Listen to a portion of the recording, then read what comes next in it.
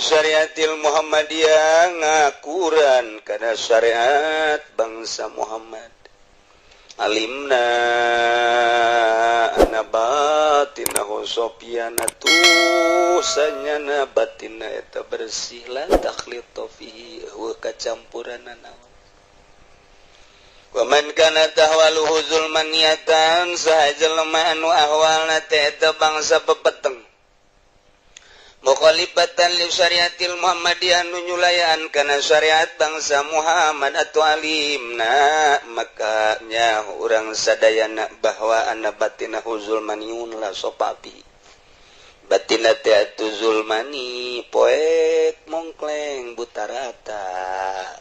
kabedingan sama sekali jadi pasobau zahir min sofail batin maka ari bersihna zahir mah eta kumaha bersihna batin wa takhlitu zahir min takhlitil batin ari nyampuranana zahir eta tina nyampuran batin matan tikul awani illa bimasakana teu nuduhkeun wawadahan kecuali ku perkara anu cicing dina wadahna ari ilmu fikih janga bagus zahir wudu nurapi salat nurapi tata krama nurapi zahir eta fikih cara asup ka masjid katuhu heula cara kaluar ti masjid kenca heula asup ka WC kenca heula di mana kaluar katuhu heula di mana nyiduh ka belah kenca di mana-mana kitu eta zahir dimumule dibabagus supaya kadeleuna sieup lamun cara wadah mah eta gelas teh dirapihan ku urang dikumbah eta gelas teh akeuna herang bila perlu dikerokan ku urang jadi herang ta gelas ku ari ge sareng gelasna ieu eueuh sian mah saherang-herangna gelas ge pastina mah budak leutik tumbungeun lantaran eueuh nu diwadahanana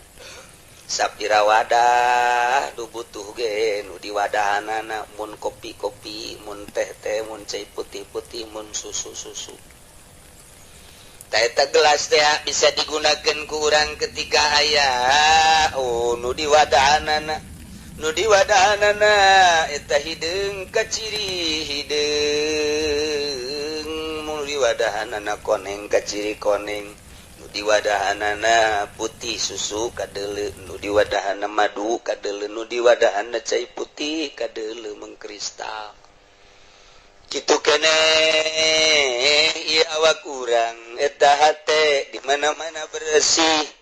ta eta teh bakal kanyahoan di mana-mana nu di wadahanana ieu makrifat ka Gusti Allah bakal kanyahoan mengkristal di mana-mana dina hate aya asror bakal kanyahoan rahasia-rahasia hikmah di mana-mana eta gelas di wadahan wadah nu gelas teh racun bakal kanyahoan di mana-mana ieu gelas teh dipake wawadah kitu arak bakal kanyahoan kitu keneh hate di mana-mana di jerona aya racunan aya hasudan aya riaan aya gibahan aya hubul mal hubur yasa hubul jah eta teh kanyahoan kesanajan eta kolbu di jero ari awakna zahir di luar tapi kanyahoan bae percis opos gelas make di wadahan eusi-eusian kunaon bae kanyahoan hanya orang-orang tertentulah anu nyahoeun kana yen eta hate bagus eta hate teh kurang bagus bangunan teh kanyahoan padahal mah kanyahoan teh lain lalagaan kanyahoan besi teu percaya kanyahoan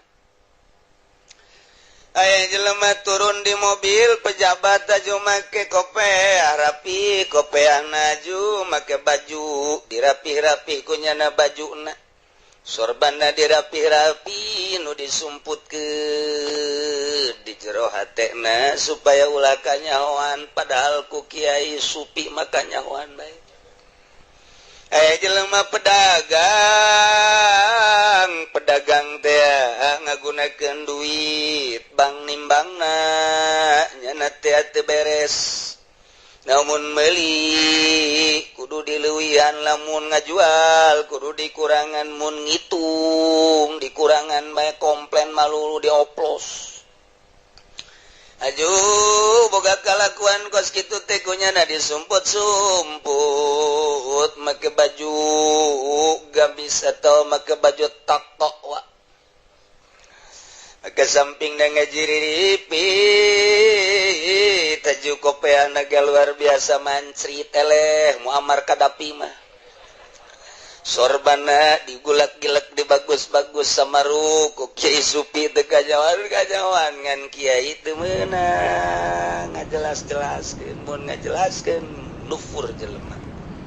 antepkeun bae padahal kanyahoan zahir teh kos kitu. Oh, atuh lamun Kangjeng Nabi mah langsung sahabat teh disenyum Kangjeng Nabi anu-anuan. Di zaman Sina Abu Bakar, Sina Utsman senalika nyahoan. Dia sebentar Abdul Qadir mah komo nembrak. Di zaman guru-guru urang ge hatta zaman kiwari sarua baengan atuh teu meunang ditembrak-tembrak ngan kanyahoan. Naon nu disumput-sumput. Kurang nu disumput-sumput tu mantak hasud teh aya di jero hate ngan ku ahli nama kanyahoan aya hasudan teh aya kibiran kanyahoan kok bisa kos kitunya kitulah ilmu Allah lamun ku Gusti geus dibere rahasia ku Gusti geus dibere asrar jadi kabayang kabeh eta lah engke syarat jadi guru mursyid jelema anu geus caang hatena bisa nempok ka murid nu aya di masyrik murid nu aya di maghrib aya murid tariqah kemudian manehanana ye aya hasud ka guruna geus hasud ka guruna nu mantak hasud lantaran aya guruna daharna ngeunah bae pake bagus bae kendaraan mewah juai muridna susah jadi berarti di jero hatena timbul aya suzon jeung hasud lah aing boga guru kos kitu langsung ku Gusti Allah dileungitkeun zauqun nafsi kanikmatan ibadah leungit kanyawan tak ku guru aing budak naon ka aing tu suzon siapa ya tuh lah sok ka suzon ka aing cak diantepkeun bae terus sebulan 2 bulan beki parah eta guru mursyid mah kudu nyamperkeun ima melalui ngimpi tegor wa ima melalui utusan wa ima nyanana supaya datang wa ima didatangan ku guru dah jadi supaya stabil deui. Cerita-cerita kos kitu mah geus lo. Lantaran guru mursyid mah sok aya-aya bae. Artina aya-aya bae murid nama teu meunang ngadahar daging hayam ainyana nama daging hayam unggal poe. Murid nama teu meunang malah ditatararapa murid nama ditasuhud ainyana. Dahar daging loba jasa. Nyencang caya murid daita kos kada itu hese teka tebak jasa talamun suzon atuh geus turun teu beunang aya suzon kos suku kula dicaritakeun teh aya jelema geus bisa hiber begitu manehanana dek balik deui di tengah-tengah nyana aju pikiran ya tamkhizaya tamkhizaya mustubaya batur sisanya sariku sasar saya kira itu si bahasan kos gitu mas tahu sosok dia gafian ahian syarahian teka harti ragam keur di awang-awang ragam bus hadena ka laut waduh lamun ka darat atuh hancur ragam keur di tengah-tengah keur hiber jadi mikir aku sih suuzon itu bahasa naon sih ada bahasa walimah teh kudu ka harti ku urang mantak bahasa walimah aya aturan kieu pan bahasa walimah digedig sia taneuh ku aing awas ulah sambatkan yaya anjing belang anjing hideung pelet eta sebenarnya eta pelet eta sebenarnya eta ji digudakeun ku urang watuh geus mata kabeh brojak laku geunang melet jain teu melet mah sanu daekeun atuh kepotongan kos kitu atuh aduh pelet eta pelet ya Allah ya Rabbi tuh kan bahasa-bahasa hizib bahasa-bahasa hizib hararese dicerna ku urang ulah percaya ulah dirubah eta teh komo model tadi raga kita hizib nafsor teh anu gitu dan saya bahasana jadi murid dasar waraga mantak kaju manehna di laut lain naik ke kaparahu aju tobat ka Gusti Allah dongengna seperti kitu Gusti tah suzon tak kajawat ku guru murid-murid anu dararatang teh kajawaan kuali mah ngan disumputkeun bae tuh puna cek Tuan Abdul Qadir anjeun nyamarkeun ka kaula naon nu aya di anjeun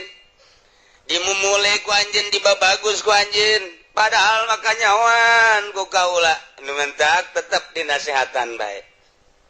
sanajan ku kumaha ge deuk dilempengkeun bae ku wali mah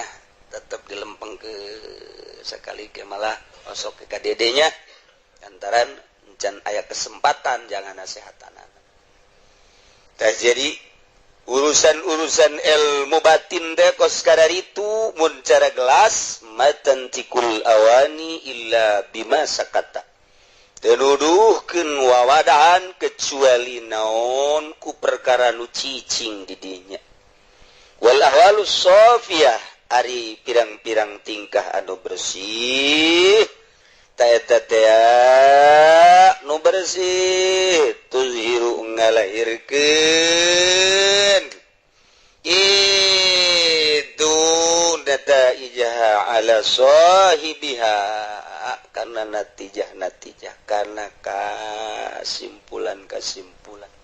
karena buah-buah hasil kanu bogan kesimpulanna baki urang ibadah eta ibadah teh sing ade urang teh sing ade kudaekna ibadah ge eta teh geus aya nur ilahi kudaekna urang ka masjid teh sembarangan lamun lain kasorot ku nur ilahi moal daek ka masjid kakarak urang kitu daek ka masjid eta geus aya sinar geus mulai sinar daek ngaji eta geus aya sinar ngaranna lamun eueuh sinaran embung urang ngaji embung ka masjid eta awalan sebut warid sinar ilahi pertama eta teh geus daek urang ka masjid geus daek urang salat lamun urang bisa bersyukur urang teh geus dibere daek nang Allah teh lain nang urang nang Allah urang nangtung nang Allah urang salat nang Allah ulah boga rasa nang urang ketika boga rasa nang urang kahijab urang teh deuk ngaleungitkeun eta ku hese jasa adat supaya jadi taat watek supaya jadi taat ulah aya adat-adat jelema mun masih keneh make sabab terus bae di syariat jelema mun maksih keneh make watek di syariat bae datang ka paeh ge jelema mun make adat di syariat bae urang teh deuk ngaluncat ulah make adat jeung ulah make syariat eta pan kudu aya nu nungtun nu paham lain berarti syariat nah haju ditinggalkeun ku urang syariat mah geus jalan ka cai unggal poe geus ulah diitung-itung ulah dianggap-anggap ulah dipikir-pikir ku ari mah ibadahna geus make ruhani eta pan urang ieu ibadah teh lain awak sabarana mah ruh lamun ruhna kaluar mah awak urang bangke atuh bangke sok kita salat awak urang eueuh rohan moal bisa berarti roh nu mentak awak mah lamun gering awak atuh salat bae make roh bisa diuk roh da diuk teu bisa ngedeng teu bisa bari ngedeng atuh bari nagara kicep jar roh nu salat mah roh tah nu mentak urang ibadah teh lamun masih kene ngagunakeun awak doang atuh moal ngeunah-ngeunah moal ngeunah-ngeunah hibzun li anfasin yakunu khurujuha wa dukhuluha tanya wa zaka afdalu wa anfa'u idza ra'aita din azkiya ra'aita wa zaka afdalu wa anfa'u idza ra'aita di mana anjeun ngaraksa nafsan kana roh hibzun li anfasin ngaraksa napas yakunu khurujuha asup keluar waduhuluha jeung asup jeung kaluarna engke ge salat ge ngeunaheun bakalna tah ieu teh kebersihan batin bersih nyana teh capek berusaha ngabersihkeun batin capek ngaleungitkeun ria mungkin satahun ngaleungitkeun ujub ngaleungitkeun terus wah capek terus bae mun cara jelema naik make geus datang morosot deui geus datang morosot deui datang ka tengah morosot ka naik tak eta teh satungtung encan bersih mah moal ka bisa naik nyana berusaha terus beting udang salat zikir terus sesuai jeung aturan engke kebal-kebal ku Gusti Allah dibere asal geus dibere bener wah nyana ge kaget nyana kaget kok asa di mana aya ngeunaheun asa di mana nikmat geus hese nyaritakeun eta mah kanikmatan kos kitu mah tah eta bersih ngaranna teh eta teh ahwalu sopiyah tingkah anu bersih tuzhiru nataijaha ala sahibiha engke bakal ngabijilkeun paedah kanu bogana artina kumaha tah engke bangsa isuk-isuk ndeleukeun jelema akur bae tah nu lempang deka mana akur bae artina akur teh aya gerak Allahan nyana deka pabrik nyana deka kantor nyana deka gerak Allah nu kadeuleuna nang Allah geus lewat di syariat geus kabeh dibere panas gerak Allah teh al-mudabbir al-muharrik wal musakkin anu ngarobah-robah anu nyicingkeun cicing urang ieu aya Allah di mana Allahna nisbat di taneuh Allah teh keur musakkin nisbat di urang keur rubah-robah al-muharrik hiji sifat Allah teh hiji afalna hiji sifatna hiji zatna bakal kaharti zat Allah ngan teu bisa dijelaskeun di mana kaharti afal jeung sifatna geus ngaji heula tauhid afal ngaji heula tauhid sifat engke bakal kaharti zat fala ainun taraka wala yadun tasilu ilaika moal bisa kadeuleu ku mata la tudrikul absar wa huwa yudrikul absar wa huwal latiful khabir moal bisa kacekel ku leungeun wari ieu kasorot ku panon poe benda-benda panon poe benda lain di mana kasorot ku panon poe kadeuleuan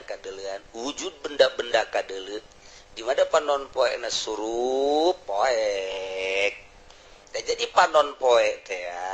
bisa nyaangan teu bisa kacekel sinar mah wala ainun taraka wala yadun tasilu ilaika benda lain ngan di mana aya panon poe cang kadeuleu ieu sarua di mana aya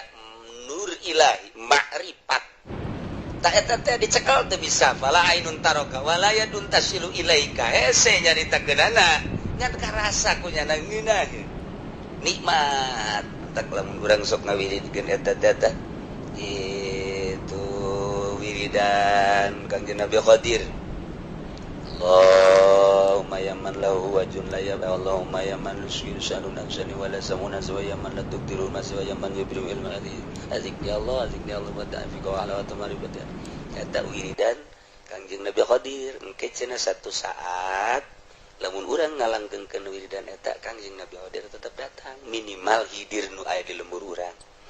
ke datang tak dibantu Kangjeng Nabi hadir datang ka urang we aja apa mere hikmah mere ilmu marifat lamun urang kadatangan ku bupati berarti deuk mere naon kana lamun urang kadatangan ku gubernur berarti ya sekupi tapi lamun urang kadatangan ku wali jangan mere hikmah urang sasalaman doang neuleuh wajah wali ngerenyet hate urang sebab daun sebab jana mah geus tersepen dunia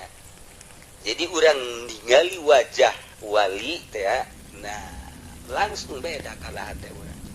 sebabnya nama bening bersih tah ieu ahwalus sofiyah tingkah anu bersih ngalahirkeun kanu bogana nikmat ngeunaheun asal geus dibere kos kitu geus malayang ka mana geus malayang ka mana geus ngeunaheun jasa jeung Gusti Allah nikmat salam lamun Siti Rubaiah nyaritakeun kieu teh cak urang lemburna dan naonan di jero imah bae tuh batur tuh deuleu tuh nu ka Ancol tuh batur tuh nu ka Karangbolong Jakarta tuh rame ieu mah di imah bae seri bae Siti Rubaiah terus lantaran terus bae diomong kitu cek Siti Rubaiah teh nyaho sia mah ngan sakadar reresepan zahir kula mah di jero kamar teh jeung nu nyieun Ancol jeung nu nyieun Karangbolong jeung nu nyieun karamean atuh indahan kula di jero kamar dibandingkeun jeung mane apruk-aprukan kitu pernapas babarengan jeung Gusti Allah ngeunaheun nikmat cek Siti Rubaiatul Adawiyah mane mangan teu nyaho bae kana kanikmatan anu hakiki coba eta masyaallah lamun Siti Zulaikha baheula ngudag-gudag Kangjeng Nabi Yusuf alaihis salam ngudag-gudag Siti Zulaikha datang ka nyana teh ya itu ngunci Kangjeng Nabi Yusuf kunci dicekel Kangjeng Nabi Yusuf datang ka soekan naon kitu ngaranna baju tukang baju Kangjeng Nabi Yusuf ngaranna ge manusia begitu ningali Siti Zulaikha maka dia geus dibuka aduh atuh mun Nabi brojak atuh tinggal ceklak wae ya Allah tapi malaikat Jibril langsung ya Jibril cak bos saya tur pencet dipencet ieu ku malaikat Jibril kala luar cai manis lemes manusiawi tetep syahwat aya jadi teu kesampean lah Siti Zulaikha kacaritakeun panjang ke dina tafsir ieu mah ujung-ujungna we heula begitu Kangjeng Nabi Yusuf geus jadi raja nyana nanyakeun di mana Zulaikha kuari wah diteangan lantaran geus jadi raja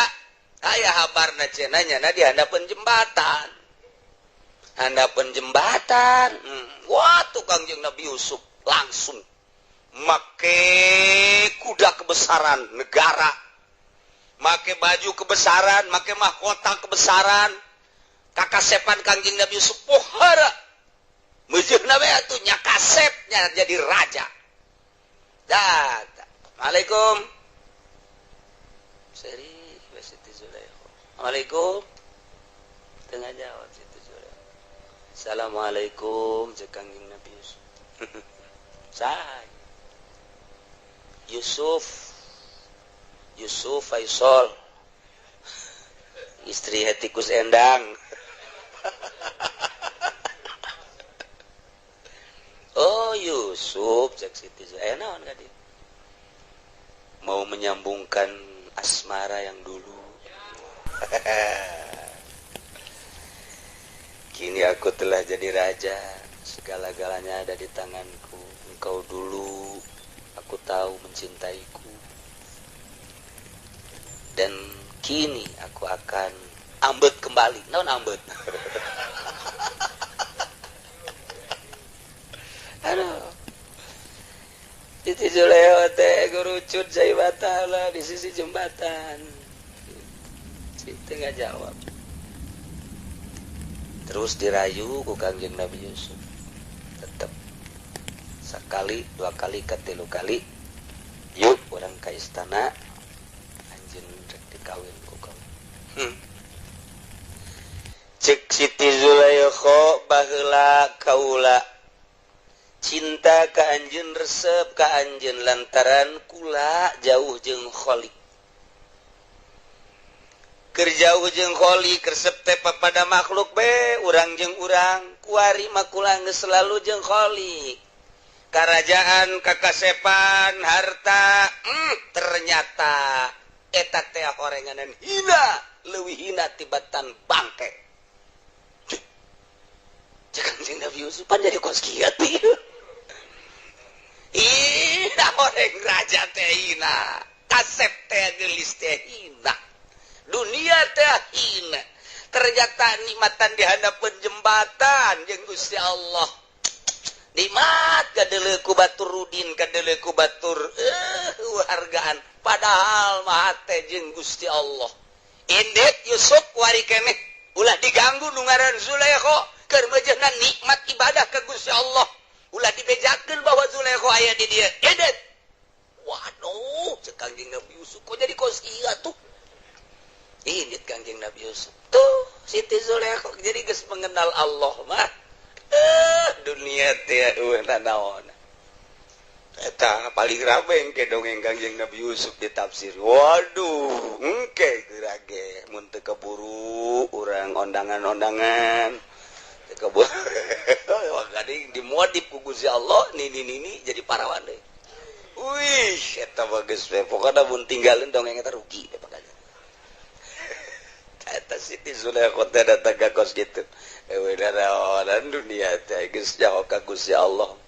ban dunia teh pamere Allah sedengkeun kaula bebarengna jeung Allahna kasep teh pan pamere Allah sedengkeun kula geus bareng jeung nu mere kasep ih pangkat teh nang pamere Allah pan kula bebarengan teh jeung nu mere pangkat atuh naon isuk pageto kasep bisa leungit harta bisa leungit jabatan jeung tahta bisa leungit ari jeung Khalik moal leungit-leungit ngudag-ngudag anu banon anu pana rugi mendingan ngudag-ngudag nu bako doa umrukum fila syai'at kasia-sia umur anjeun dina neangan la syai'a nu eueuh hartian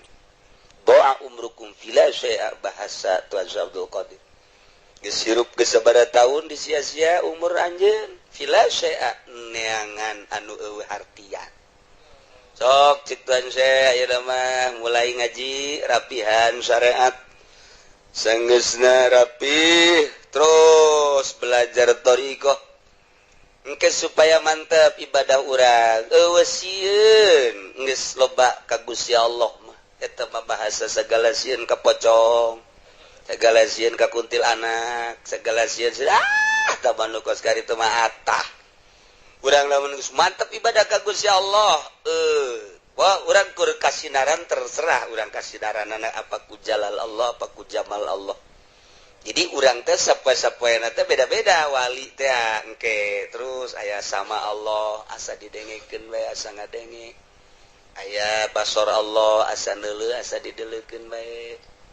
itu teh terus ke eueuh ke aya ieu ke eueuh ke aya ieu ke eueuh aya selalu kitu bae di per hari-perharina lain-lain ku Allah kumaha diberena ku Allah tapi tetap jadi kanikmatan ketika geus nyaho ka Gusti Allah mantep ibadah tak ceuk Mama Bakri wali ma al-arif billah nu nyaho ka Allah hasba ma yumkinu bihasabiz zat wasifat nyahokeun heula Allahna zat jeung sifatna sifat jeung af'alna bakal kanyawan zatna jadi belajar heula eta tauhid geus beres tauhid kakarat al-muwazibul taat selalu taat al-mujtanibu 'anil ma'siyat ngajauhan maksiat eta wali nu kos kitu teh ceuk Mama Bakri al-kitu mu'ridu 'anil inhibaki fil ladzat wasyahawat bungeun nya nama dina kangeunahan dunia al mudbiru anid dunya lompat ngajauhan dunia nya nama Ai urang mah lompat. Gak deketan dunia, pakai HP. Aduh, dicoba jaringan. Jauh walima al-mudbir adid dunia lari tunggang langgang jauh ninggalkeun dunia artian dunia al-mudawimul lizikri terus selalu